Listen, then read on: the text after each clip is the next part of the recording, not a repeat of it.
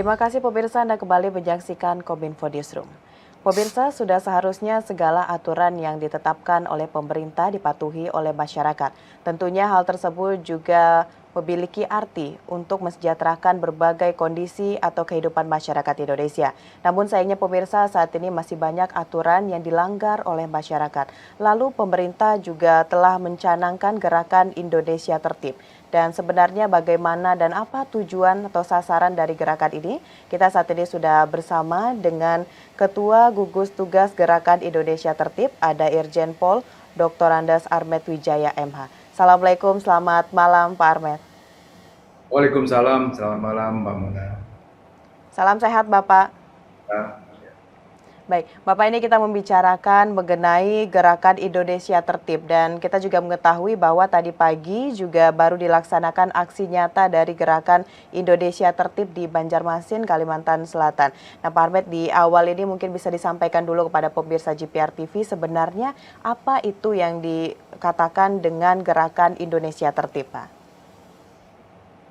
Baik Mbak Mona, jadi saya jelaskan bahwa Gerakan Indonesia Tertib itu adalah bagian dari gerakan nasional revolusi mental yang dicanangkan oleh Presiden Joko Widodo pada tahun 2016. Jadi ada beberapa gerakan-gerakan, ya, ada 5 gerakan, ya. Di antaranya salah satunya adalah Gerakan Indonesia Tertib. Nah, Gerakan Indonesia Tertib ini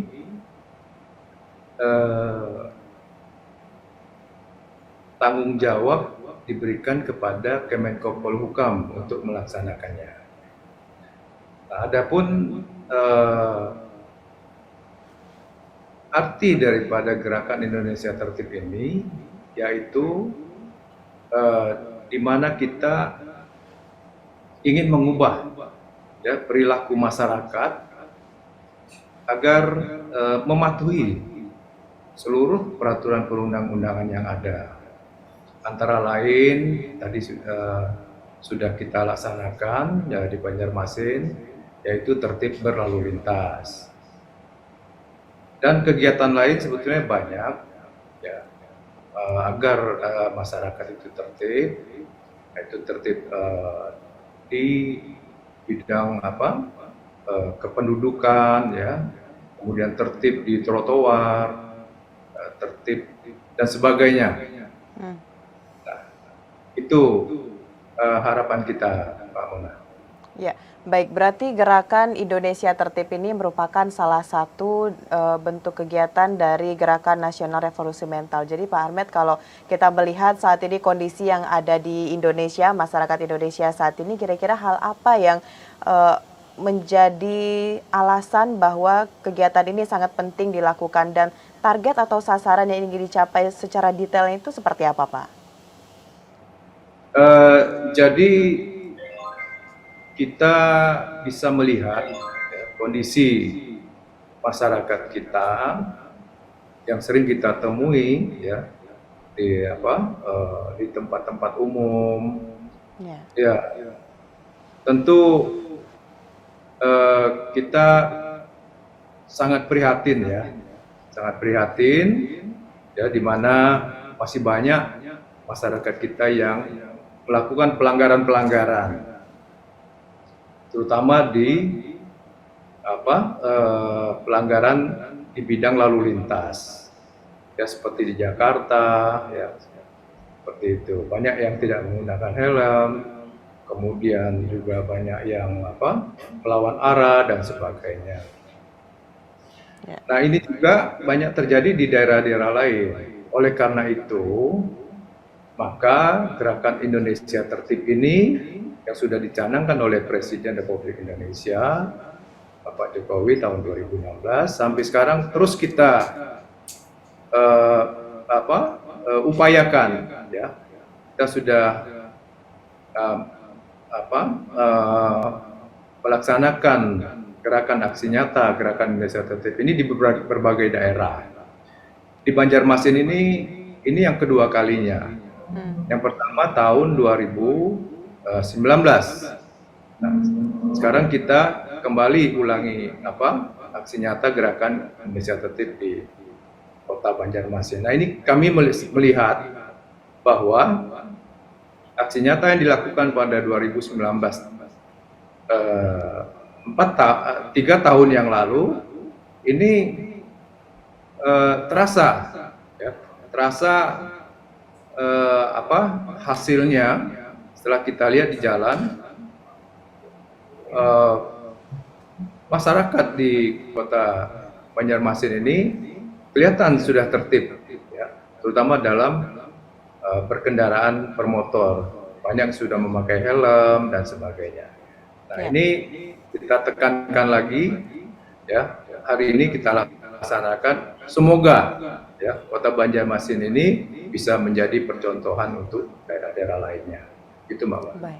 Baik, berarti sebelumnya tahun 2019 juga pernah dilaksanakan di Kota Banjarmasin gitu Pak Armet ya. Dan ini juga menjadi salah satu hal yang Pak Armet harus sebarkan juga kepada masyarakat lainnya, kepada daerah lainnya, adalah kunci atau bagaimana caranya kita bisa membumikan kegiatan atau gerakan ini di daerah lain. Mengingat tadi Kota Banjarmasin, Bapak menyampaikan bahwa setelah kita adakan dulu, saat ini dilihat bahwa ada peningkatan dari ketertiban masyarakat. Kira-kira apa hal yang harus ditekankan untuk menyukseskan kegiatan ini di berbagai daerah lainnya, Pak Armet? Banyak hal, ya, yang kita upayakan dalam menekankan aksi nyata gerakan tertib ini, ya, terutama kita mengikut sertakan pemerintah daerah, karena ini sangat penting sekali, ya, baik itu di pemerintah daerah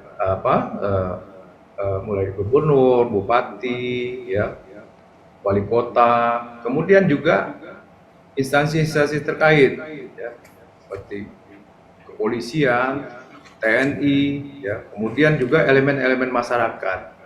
Elemen masyarakat ini, ya, seperti pencinta motor, ya, motor besar dan sebagainya, dan juga kepada anak-anak sekolah, terutama yang telah duduk di bangku SMA, yang mereka sudah memiliki SIM dan sebagainya. Nah, ini yang paling penting, ya, kita tanamkan kepada mereka. Mudah-mudahan upaya-upaya ini, ya, dengan kita laksanakan secara sinergi, ya, antara pemerintah daerah, komponen masyarakat dan anak-anak sekolah, ya, gerakan aksi nyata gerakan Indonesia Tertib ini, terutama di penggunaan berlalu lintas ini dapat berhasil. Ya. Gitu. Baik, ini adalah yang khususnya di bidang lalu lintas gitu Pak Armet. Ya, tadi juga disebutkan pihak yang akan terlibat untuk menyukseskan kegiatan ini seperti TNI Polri dan juga anak sekolah. Lalu untuk lembaga lainnya kira-kira pihak mana saja yang akan kita ikut sertakan dalam kegiatan untuk menyukseskan kegiatan ini nantinya Pak?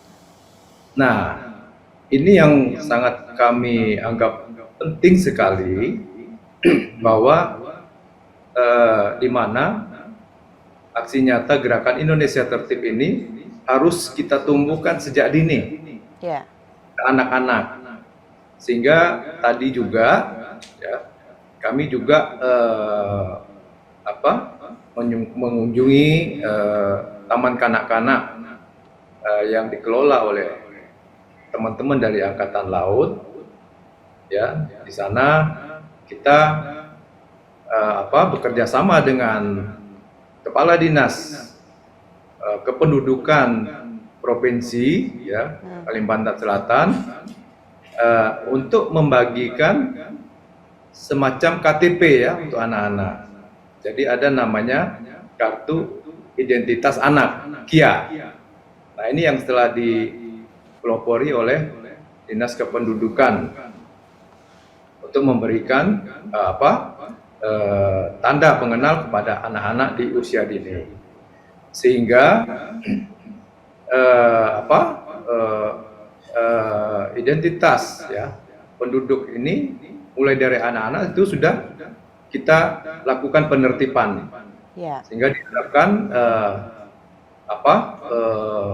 dari mulai dini sejak anak-anak itu mereka sudah kita perkenalkan bahwa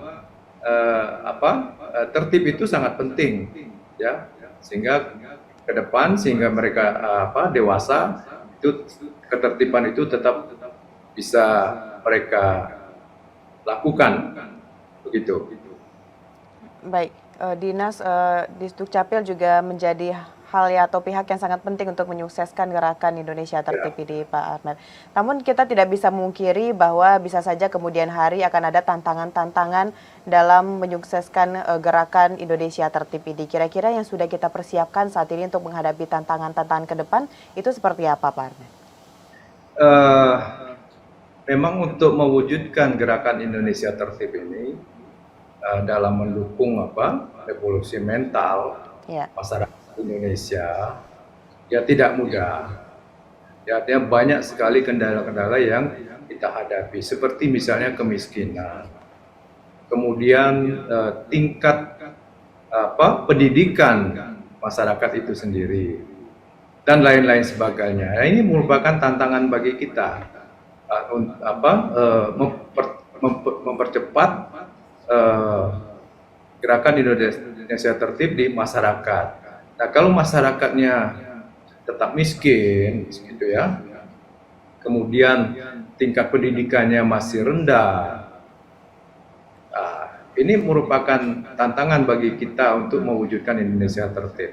Maka dari itu, kita sangat berharap ya, dukungan dari seluruh instansi pemerintah, baik pusat maupun daerah, bahwa untuk mewujudkan gerakan Indonesia Tertib itu perlu dukungan juga keseriusan daripada pemerintah pusat dan daerah untuk mengentaskan kemiskinan. Kemudian